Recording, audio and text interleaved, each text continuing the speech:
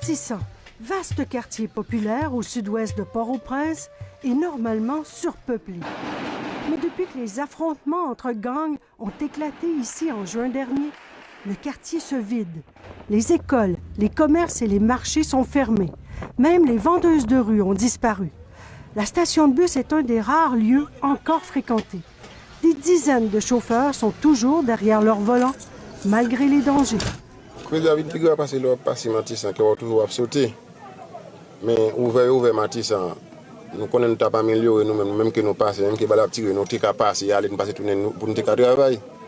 Nous y aller, nous avons bloqué là, nous avons mettre nous en plus. Situation très difficile pour nous. Martissant est incontournable pour les chauffeurs. Le quartier est la seule porte d'entrée et de sortie de Port-au-Prince vers le sud du pays. Un passage obligé stratégique que les gangs ont pris en otage. Nous-mêmes, nous ne pouvons pas passer. C'est autant de temps nous faisons route par bois, route rahier, nous faisons pour nous découper route, faire la route, découper route. À tout ça, bandits nous pression par en dedans. Petit roulement nous faisons, route par bois, on mourir, on craser machine, on tout dans bois, on chercher route pour arriver en bas ici. Adolin Dessipo, alias Carwash, est d'autant plus nerveux sur la route qu'il a été kidnappé à 2 reprises. La première fois, détenu pendant 3 semaines, il était convaincu qu'on allait le tuer.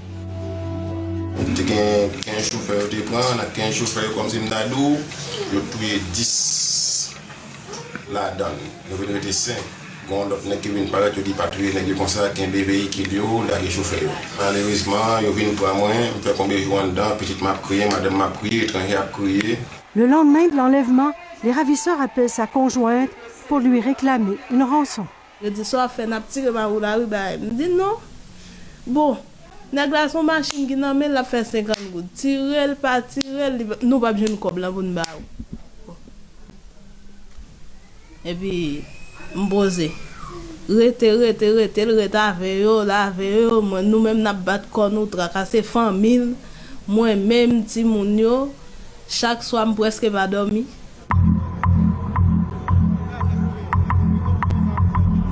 La population avait fui la zone qui était devenue une zone de combat. Les violences et les kidnappings sont telles que Médecins sans frontières, qui était dans le quartier depuis 15 ans, a fermé son hôpital. Il n'y a pratiquement plus de services publics dans le secteur. La situation sécuritaire était tellement mauvaise qu'il n'était plus possible pour nos staffs, mais également pour les patients, d'avoir accès à notre service. Et donc nous avons dû changer de structure pour nous relocaliser dans un endroit plus stable et plus accessible à la population. La vie est quasiment impossible dans la capitale haïtienne parce qu'il y a un taux de violence extrêmement élevé. Beaucoup de gens ont perdu leur vie. Beaucoup d'autres sont aussi endommagés. Beaucoup d'autres sont aussi déplacés. Raphaël Smith travaille pour un organisme qui aide des jeunes à sortir des gangs de rue, à trouver d'autres sources de revenus que le crime. Car le kidnapping est devenu une industrie. En 2021, il y a eu près de 1000 enlèvements enregistrés. C'est entre 15 et 20 kidnappings par semaine. Avec l'argent, on peut tout faire. On peut acheter des armes, on peut acheter de nouvelles voitures, de nouvelles maisons. On peut aussi recruter de nouveaux soldats. On peut payer des soldats. Comme chef de gang, plus on fait de kidnapping rentables, plus on peut s'imposer, faire grandir sa milice et son influence politique. Quand on dit leader dans ces communautés, c'est quelqu'un qui a la grande capacité de mobiliser toute une foule. Au moment des élections, ces leaders-là auront la possibilité de rencontrer les candidats et ensemble, ils peuvent s'associer et trouver des avantages après les résultats des élections. Pour accroître leur pouvoir, les chefs criminels ont aussi recours aux réseaux sociaux et parfois à la musique. Le leader du groupe qui a kidnappé Carwash fait du rap. Et leur complicité avec les politiciens a anéanti la crédibilité de toutes les institutions publiques, y compris celle des forces de l'ordre. À Martissant, le commissariat de police a carrément été abandonné. Ça va exister encore. Ça va exister encore. La police, ça n'existe plus, disent le chauffeur de bus et sa femme. Même se faire escorter par des policiers pour traverser Martissan est risqué. Au pied et pire. Il y a qu'on est au trahi comme si m'nado.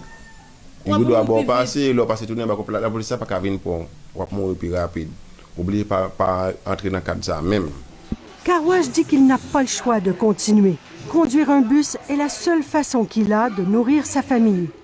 Lui et sa femme se résignent à vivre la peur au ventre à chaque instant. Là, on a besoin de 50 euros pour manger, pour bâtir mon yo, pour aller à l'école, obligé à risquer vous. Ou même tout, tant que moi même tout, les malais. Libre de Port-au-Prince. Si me font coup de tête, je descends pas, je me dis pas pour lancer ma voix non. Le couple a récemment fui la violence de Port-au-Prince pour s'installer à Jacmel avec ses 3 enfants. Mais Carwash doit toujours faire le trajet vers la capitale. Il doit encore passer par Martissan. Je tire en bas et je suis capable de manger. Je suis capable de manger. Faut pas venir.